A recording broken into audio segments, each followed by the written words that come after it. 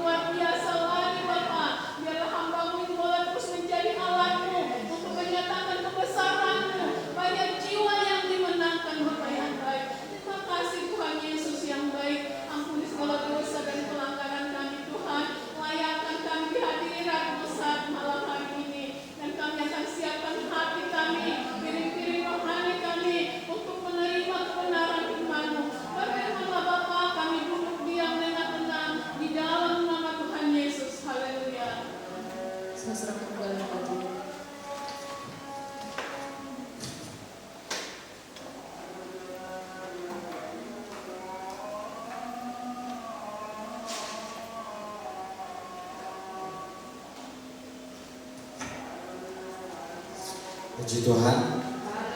Puji Tuhan. Haleluya. Terpujilah nama Tuhan kita, ya. Nama yang teramat besar, nama yang teramat mulia, nama yang teramat agung, ya.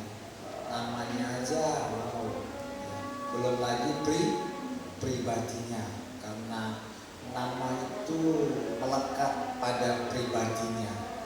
Pada pribadinya. Kita punya pribadi Allah yang sangat agung, mulia, melebihi segalanya. Karena itu kita bersyukur hari ini, ya, kita dapat datang kepada Tuhan karena semuanya digerakkan, ya, oleh karena pekerjaan Tuhan yang dahsyat dan luar biasa, ya. Pada malam ini kita akan sama-sama belajar kebenaran firman Tuhan. Kita akan membuka Alkitab kita, yaitu yang terdapat di dalam Lukas pasal yang kedua. Lukas pasal yang kedua.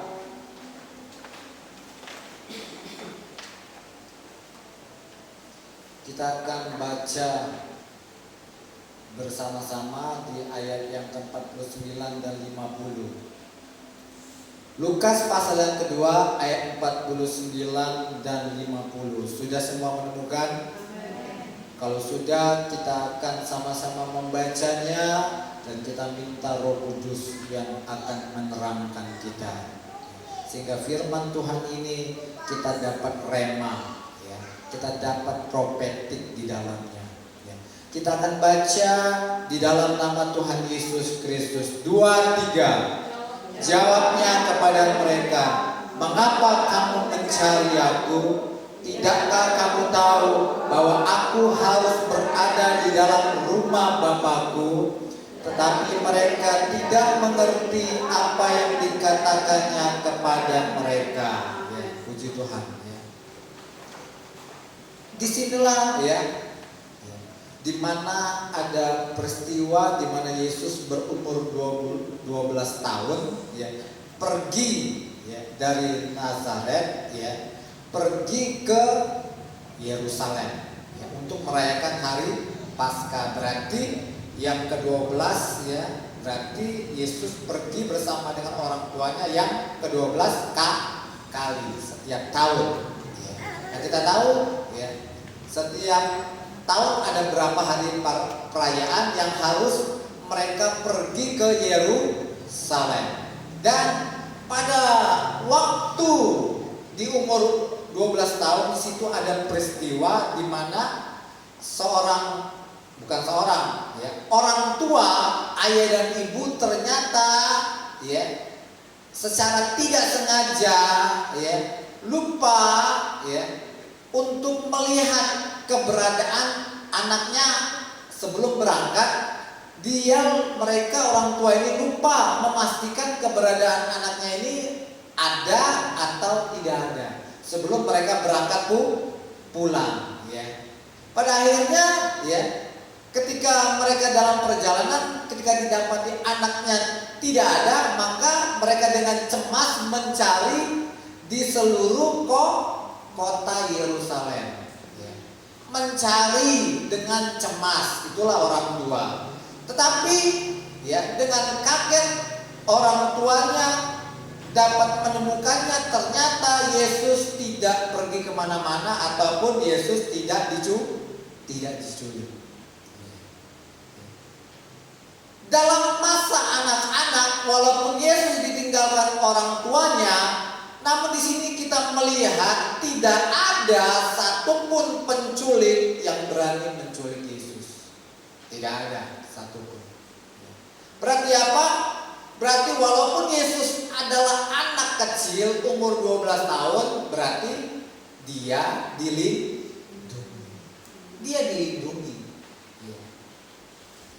Orang tua cemasnya minta ampun. Tetapi Yesus secara santai, ya, dia tidak merasa takut ditinggalkan oleh orang tuanya. Namun dia tetap berada di mana?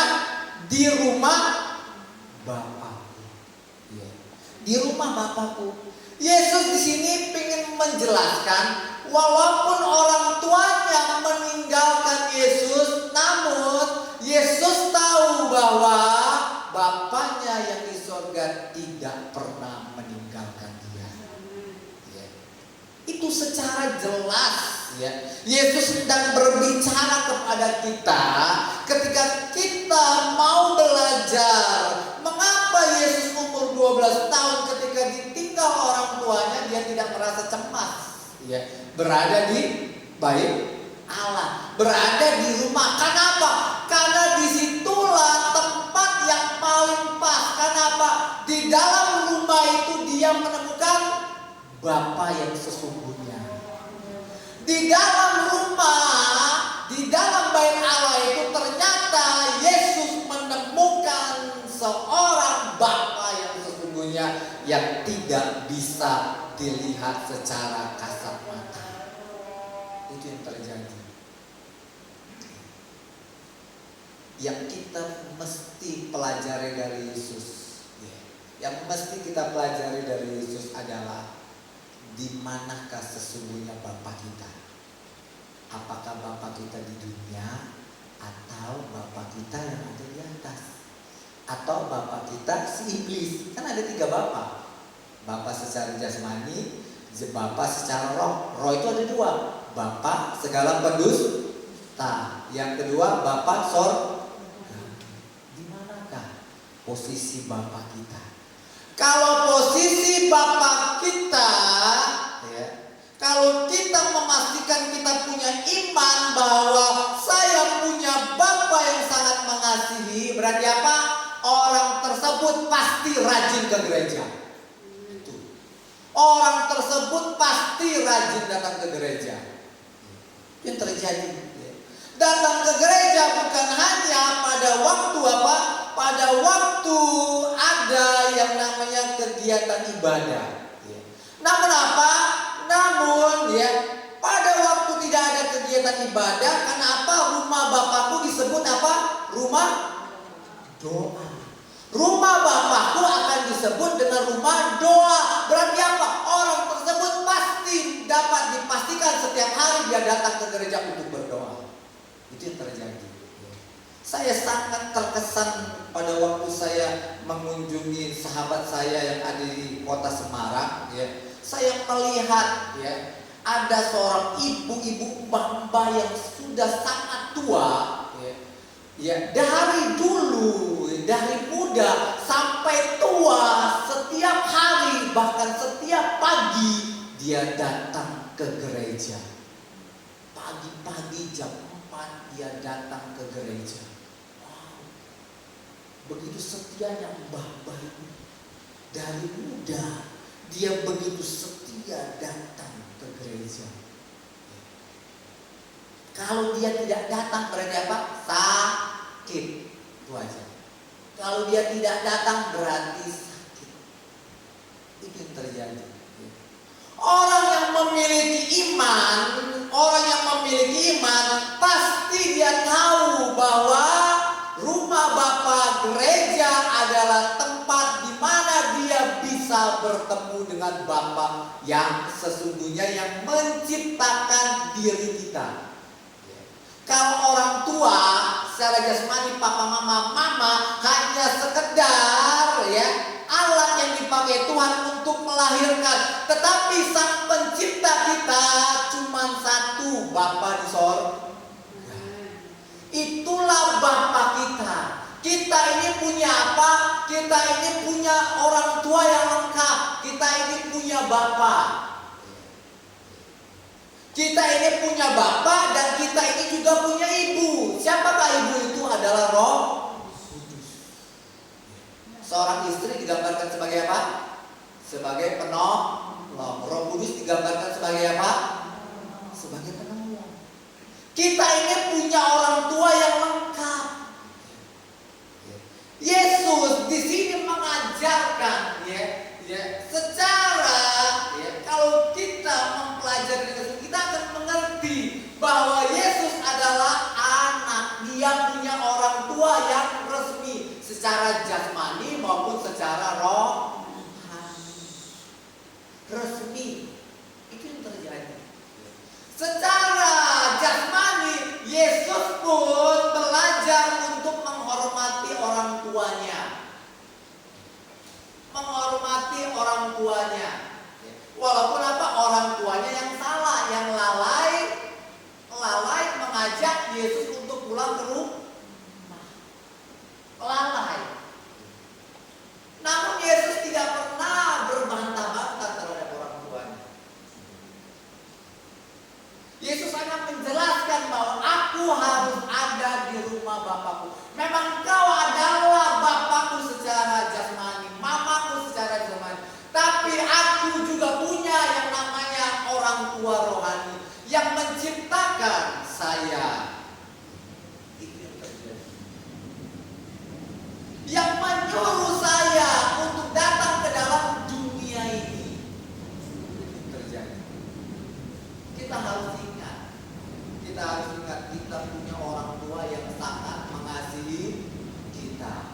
Kita punya orang tua yang sangat mengasihi kita, dan kita punya orang tua yang sudah menyiapkan masa depan yang sangat indah.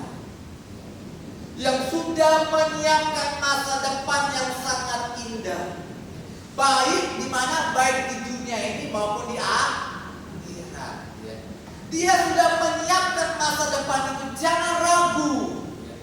Yang perlu kita contohi adalah seperti Yesus yang kita perlu contohi, yaitu adalah kekristenan itu bukanlah soal agama. Kekristenan itu adalah soal hubungan. Hubungan antara apa? Antara anak dengan Bapa. Antara hubungan. Kita ini sebagai orang Kristen adalah berbicara tentang hubungan. Yang Tuhan mau lihat, apakah kita ingin menjalin hubungan dengan Bapa kita di surga, atau menjalin hubungan dengan Roh Kudus yang sudah ditempatkan di dalam diri kita. Itu terjadi. Tuhan mau kita setiap hari menjalin hubungan sama seperti Yesus. Apa katanya? Aku harus. Berarti tidak boleh nggak boleh ada kata tidak, nggak boleh. Yesus pun berbicara aku harus berada di dalam rumah Bapakku. Aku harus ada di dalam bait Allah. Aku harus ada di gereja. Aku harus. Kenapa? Karena Bapakku sudah menanti saya. Bapakku sudah menanti kehadiranku. Itu terjadi. Bapakku sudah menunggu-nunggu dengan setia. Setiap hari 24 jam dia selalu menunggu kehadiran kita untuk kita datang kepada Tuhan. Itu yang terjadi. Itulah pengalaman anak yang baru berumur berapa? 12 tahun. Ya, anak yang masih berumur 12 tahun mengerti apa itu arti hubungan. Itu yang terjadi. Arti hubungan. Ketika anak ditinggalkan orang tuanya, contoh kalau saya sebagai orang tua, masih orang tuanya pernah mengalami, ya, ketika kita tinggalkan anak ini, pasti anak itu minta ikut, betul? Minta ikut. Dia mau pergi bersama dengan orang tuanya. Itu yang terjadi. Tetapi kita bersyukur kepada Sang Pencipta diri kita. Bapak kita itu tidak pernah jauh-jauh, tidak pernah jauh. Bapak kita itu ada di mana? Ada di rumahnya, ada di rumahnya. Roh Kudus itu ada di mana? Di dalam diri kita, di dalam diri kita. Ketika kita punya orang tua, ya, kita ini dituntut oleh Tuhan menjalin hubungan, menjalin yang namanya komunikasi dengan Tuhan. Komunikasi dengan Tuhan, minta supaya apa? Roh Kudus, minta supaya Bapa di sorga selalu mengajari kita, mengajari apa yang harus saya buang, apa yang saya harus buang dan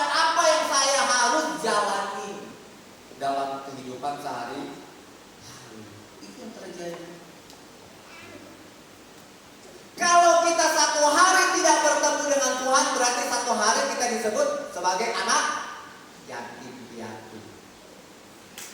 Kalau satu hari kita tidak berkomunikasi dengan Tuhan, berarti satu hari kita sudah menjadi anak yatim piatu. Berarti apa? Menganggap orang tuanya sudah tiada. Padahal Bapa di sorga, Roh Kudus tidak pernah mati. Kurang ajar kayak itu. Itu terjadi. Saking merasa dirinya hebat, gak perlulah aku komunikasi sama Tuhan, gak perlulah aku berdoa, gak perlulah. Gak perlu. Itu yang terjadi. Ya. Makanya anak yatim piatu ini akan mengalami apa? Mengalami banyak yang namanya penderitaan.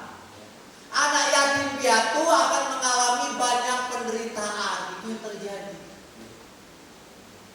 Anak yang memisahkan diri dengan Bapa di sorga, anak yang memisahkan diri dengan Roh Kudus, makanya anak itu anak yang menderita. Menderita. Itu sedih. Nasibku saya ini. Dikit-dikit orang lain disalahkan. Dia tuh memang jahat niat. Memang dia tuh jahat niat. Itu terjadi menderita. Maju salah, mundur salah, dia di tempat salah, semuanya salah bagi dia. Semuanya salah bagi dia. Semua orang yang kerjakan salah bagi dia, salah. Itu terjadi, menderita orang tersebut. Kenapa? Karena dia mau berjalan sendiri. Karena dia beranggapan ya bahwa saya bisa sendiri. Itu yang terjadi, anak yatim piatu.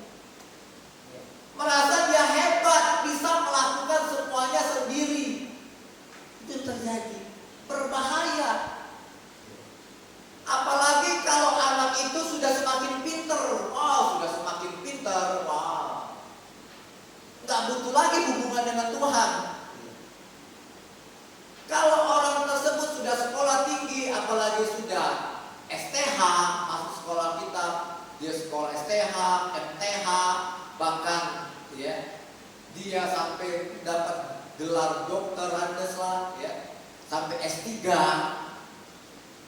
Yakin gak dia itu orang yang sudah pinter untuk berkhotbah?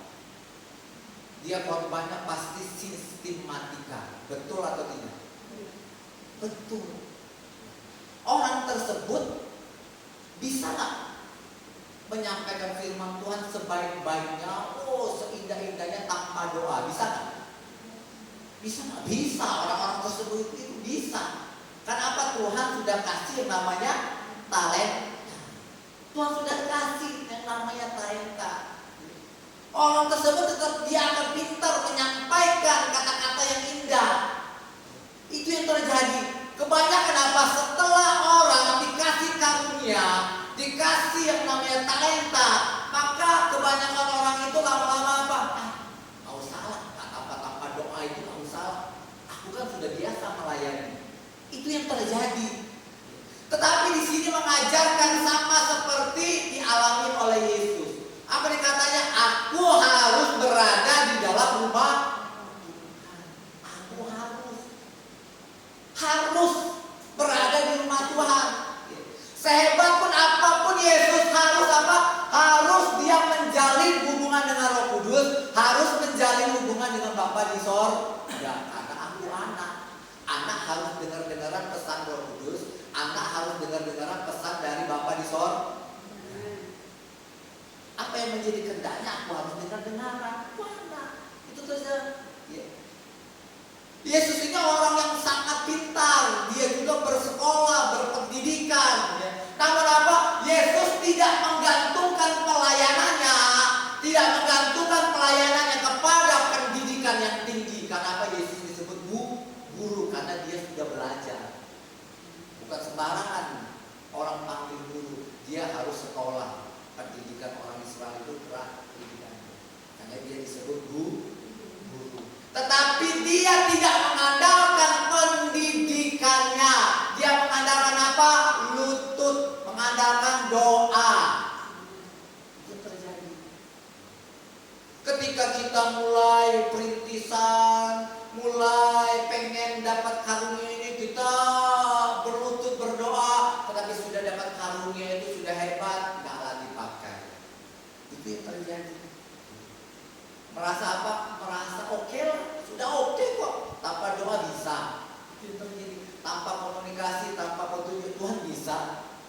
Tanpa minta Tuhan, apa yang harus kubagikan bisa. Itu yang terjadi. Itu berbahaya. Itu yang terjadi. Begitu juga kalau jadi WL. Wow, suara bagus, suara indah. Ya. Penyanyi-penyanyi. Wow. Tanpa disuruh doa, kalau dia jadi WL, hebat gak dia nyanyi? Hebat, tetap hebat dia akan nyanyi. Suaranya tetap bagus. Itu dia harus tetap bagus suaranya, karena sudah terlatih. Sudah terlatih, itu yang terjadi. Ya. Itu yang sudah. Ya. Tetapi Tuhan mau apa? Tuhan mau kita jalani hubungan. Semakin kita hebat, semakin kita banyak hubungan dengan Tuhan. Kenapa mengucap syukur? Wah Tuhan, aku dulu Tuhan, aku sadar, aku dulu nih orangnya gimana. Saya sadar, saya dulu nih orangnya pemalu. Ya. Saya orang ini enggak, kalau berdiri di depan gemeteran. Ini saya berdiri di depan gemetaran. Ya. Ngomong aja gagap. Itu terjadi. Kalau saya bisa hari ini, kenapa? Karena kebaikan Tuhan, karena pertolongan Tuhan. Ya. Sehingga memberi kepada saya semangat untuk latihan, belajar. Ketika saya sudah semakin mulai dipercaya, semakin mengucap syukur, berdoa, terima kasih Tuhan. Semakin lebih banyak lagi berdoa mengucap syukur. Kalau bukan Tuhan, gak akan bisa saya bisa berdiri di depan ini. Gak akan bisa. Itu yang terjadi. Semakin banyak berdoa, ya, karena mengerti semuanya Tuhan yang memberi kepada kita. Itu yang terjadi. Itulah Tuhan mau. Ketika anak kita sudah semakin besar, sudah lulus sarjana, dia tiba-tiba datang sama kita sujud bersyukur, makasih Papa sudah sekolahkan saya, bersyukur. Senang gak orang tua?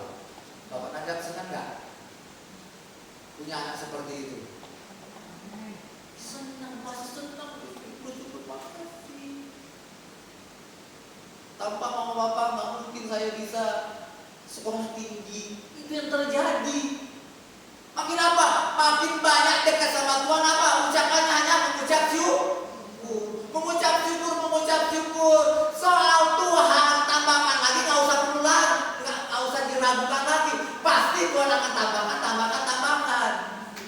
Yang kita perlu ucapan apa? Ucapan syukur. Pada Tuhan. Itu yang terjadi. Ucapan syukur, aku bisa melewati semua hal-hal yang berat dari tahun ini, saya bersyukur. Itu yang terjadi. Ya kadang kita bingung mau ngomong apa sama Tuhan. Ngomong ucapan syukur aja gak pernah bisa berhenti. Itu yang terjadi. Itu baru ucapan syukur, belum lagi ngomong-ngomong yang lain. Itu yang Tuhan mau, berbahaya. Kalau tidak, apa yang terjadi? Ya. Kalau kita menyepelekan untuk datang menjalin hubungan dengan Bapa di sorga, ya. Kita pernah mendengar, ya, Tante Mega menyampaikan, yaitu tentang jemaat Efesus. Apa yang dilakukan Tuhan ketika kita menyepelekan menjalin hubungan, maka apa? Maka kaki dia akan diambil dari tempatnya. Kaki dia ini berbicara tentang terang. Berbicara tentang terang. Doa itu membuat apa? Membuat kita semakin terang. Doa itu membuat kita semakin terang apa? Karena ketika kita berdoa, Roh Kudus menyalakan api tersebut. Api itu datang menyinari hidup kita, sehingga kita semakin mengerti, semakin tahu dengan jelas apa yang disukai oleh Tuhan. Itu yang terjadi. Ketika kita menyepelekan menjalin hubungan, berarti apa? Kaki dia diambil daripada kita. Kalau diambil daripada kita, wah tidak tahu bahwa perbuatan yang kita lakukan itu jahat. Kita anggap semua yang kita lakukan itu benar menurut pandangan kita sendiri. Itu yang terjadi. Contohlah seperti jemaat di yang namanya Efesus, ya. Dengan jelas dikatakan di sini bahwa walaupun mereka punya prestasi yang luar biasa, yaitu mereka orang yang pekerja keras, ya, berjerih payah, bertekun, ya, siap yang namanya menderita di dalam Tuhan, sabar dalam penderitaan, tidak mengenal lelah. Namun apa? Tuhan mencela jemaat yang di Efesus. Kenapa? Karena engkau telah meninggalkan kasihmu yang semula. Meninggalkan kasihmu yang semula. Kasih yang semula itu lahir dari apa? Kasih yang semula itu lahir dari doa, dari hubungan kita dengan Tuhan. Ketika apa? Ketika para muridnya berdoa selama berapa dengan tekun? 10 hari. 10 hari ketika mereka berdoa dengan tekun, Roh Kudus hadir, api lidah-lidah api itu hadir, ya, masuk ke dalam dirinya, sehingga mereka dipenuhi dengan Roh Kudus, dipenuhi dengan lidah-lidah api. Maka disitulah cinta mula-mula mereka bersemu. Kenapa? Karena ada doa. Semuanya lahir karena cintanya kepada Tuhan. Itu terjadi. Mengapa kita harus berkomunikasi dengan Tuhan? Supaya apa? Supaya Tuhan memberikan kepada kita cinta kasihnya kepada kita. Sehingga apapun yang kita lakukan didasari karena apa? Cinta.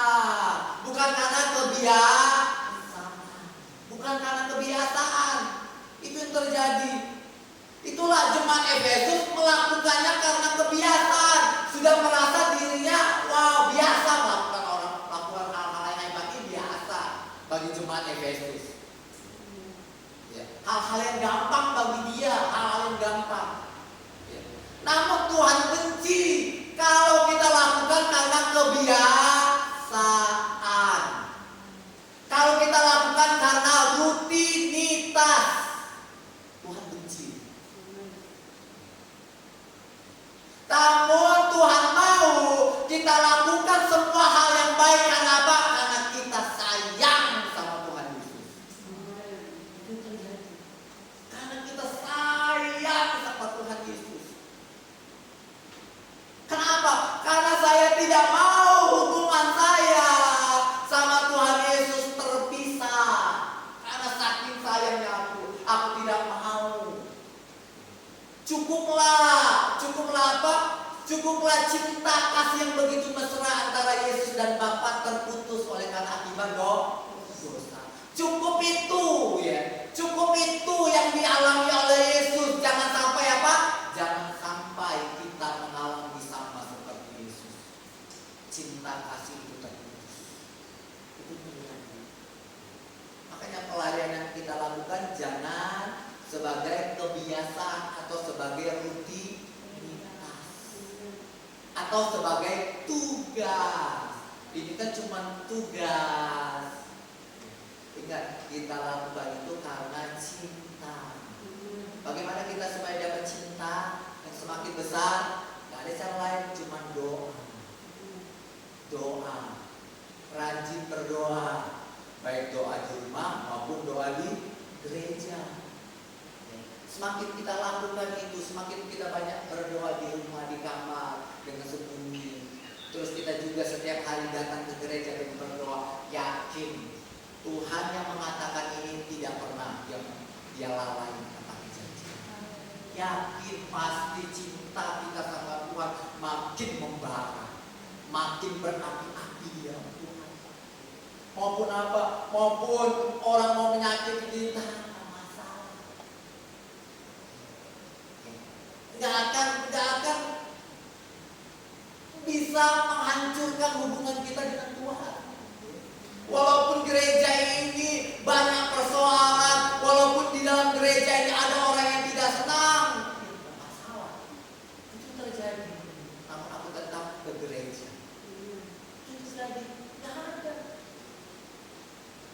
Itu yang terjadi. Kenapa cintaku sama Tuhan lebih besar dari segala-galanya? Itu terjadi. Tuhan mau cinta kita ini kepada Tuhan semakin besar. Hanya melalui doa.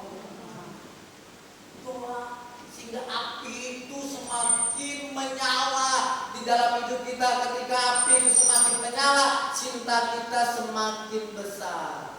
Sehingga apa? Ketika cinta itu semakin besar, walaupun orang menyakiti kita, namun apa? Kita tidak lagi sakit hati sama orang itu.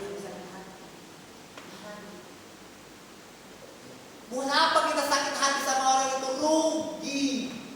Rugi. Yang kita lakukan apa? Cuma berdoa. Ya. Kenapa? Sama seperti Tuhan Yesus berkata apa? Ya.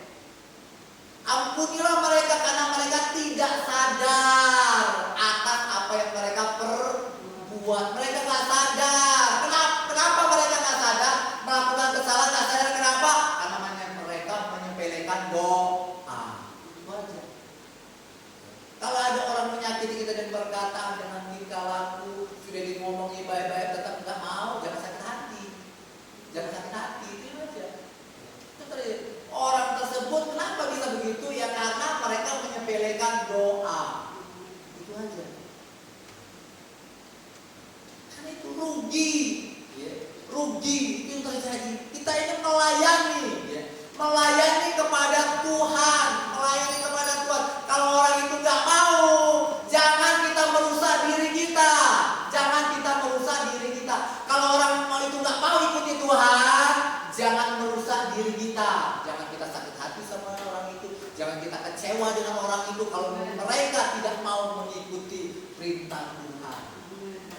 Kenapa? Karena biarlah Tuhan yang berurusan dengan orang itu.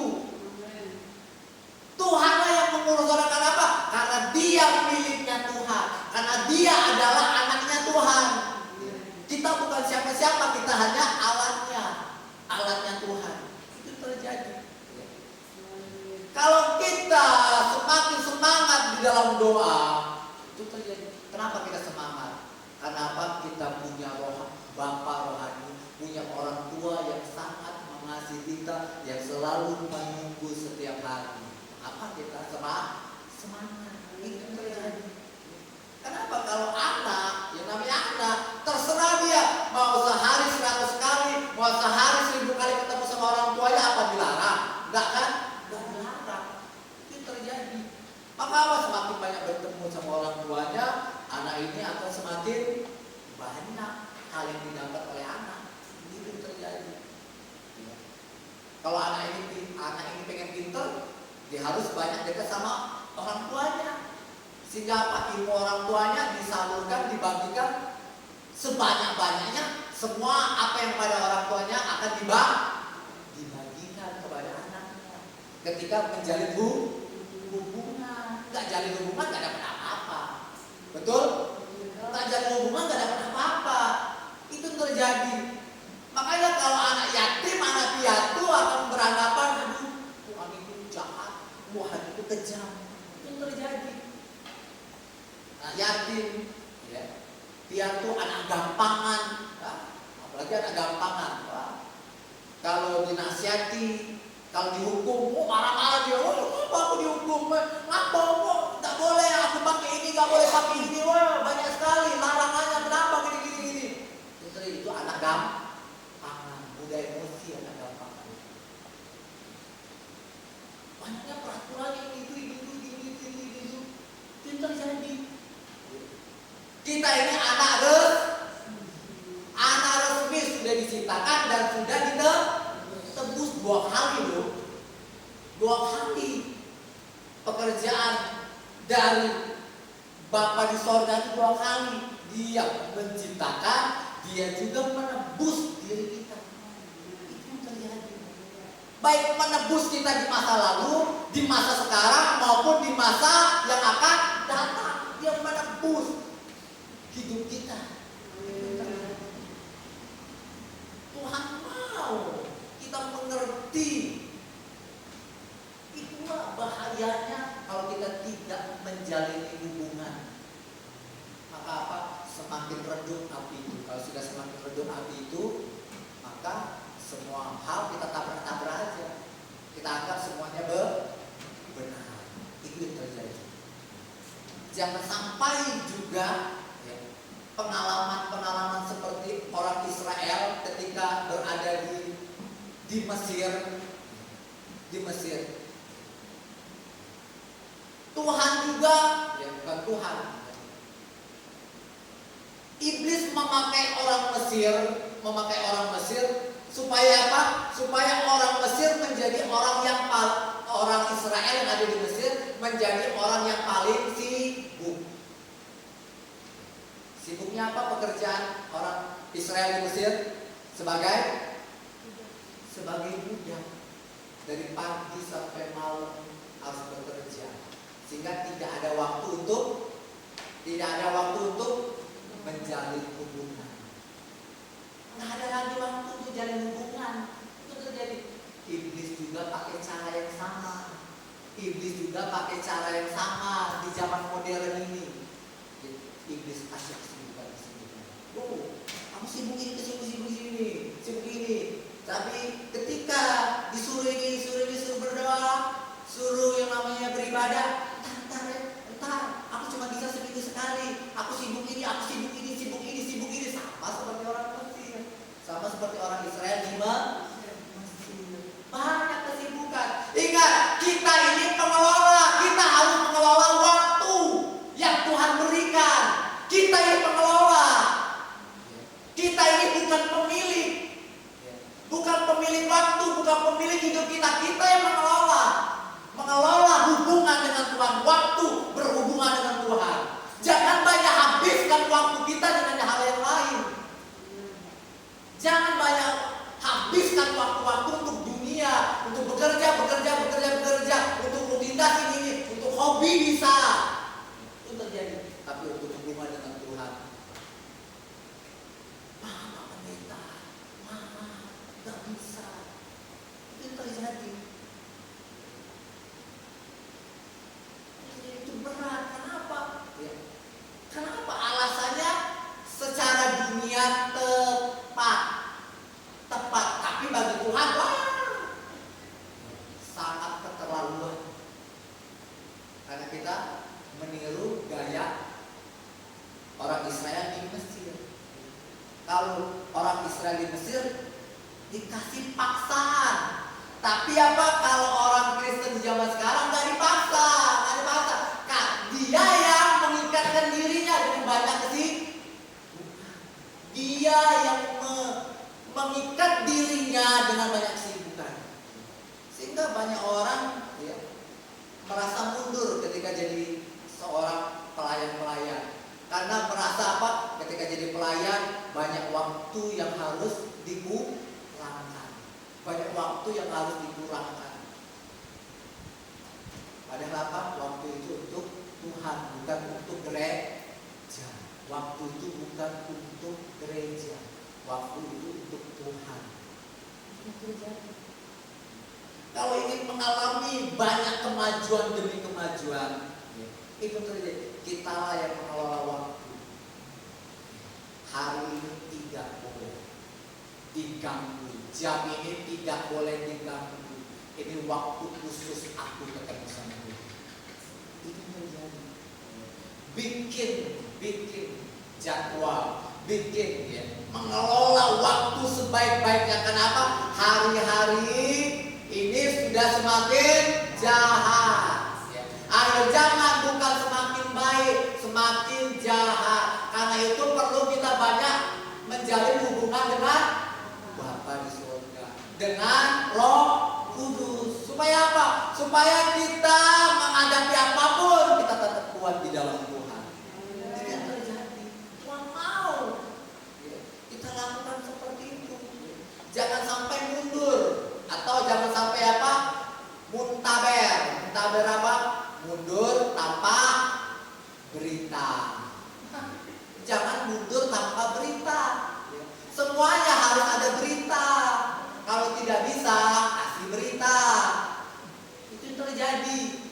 Anak itu harus dididik cara benar-benar bagaimana cara yang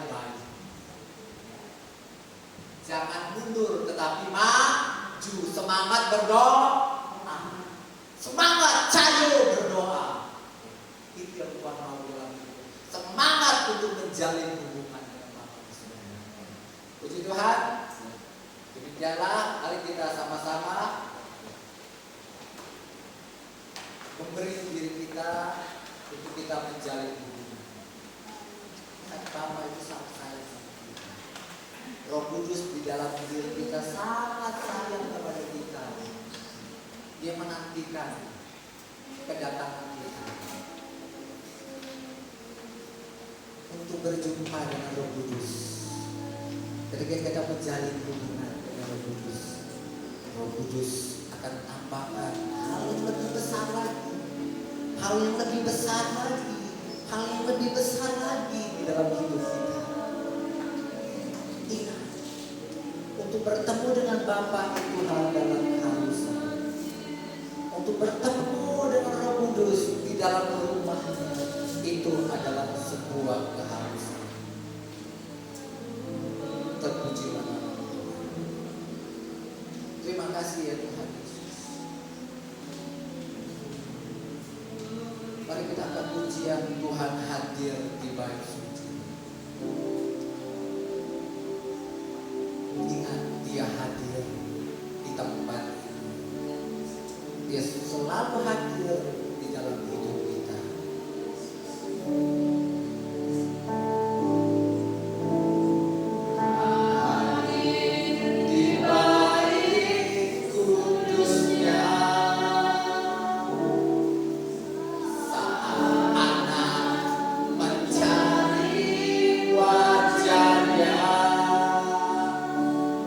Bersama berdoa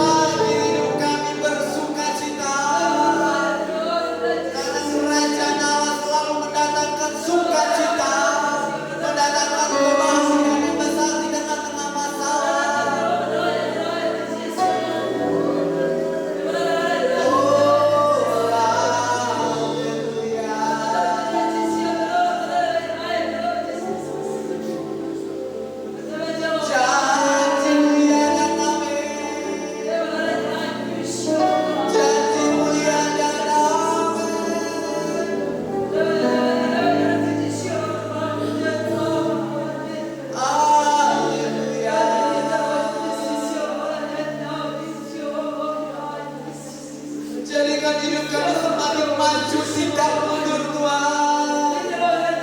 Terus semangat di dalam doa. Haleluya.